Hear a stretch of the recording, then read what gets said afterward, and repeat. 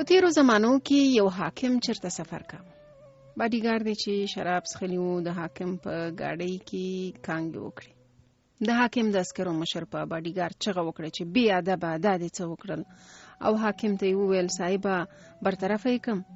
حاکم چې تر دې دمه غلی و د عسکرو مشر ته وویل دی زه پیژنم، ډېر لایق او نیک سړی دی، که یې برطرفه کړو هم به اوزګار شي او هم به یې حیثیت ته صدمه ورسي.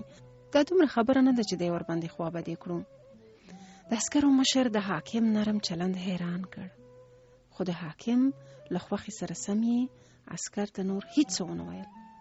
له دې پیښې وروسته د باډیګارد په خوی کې ډېر تغییر راغی. بې ځایه نشې پرېښودې، منظم شو او حاکم ته سخت وفادار شو. څو میاشتې پس چې باډیګارد خپل کلي ته تللی و، هلته یې واورېدل چې یو شمېر باغیان او بېلارې کسان غواړي په ښار حمله وکړي.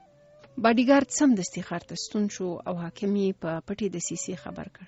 حاکم چې خبر شوی و، حمله کوونکو ته یې په اسانه ماتې ورکړه.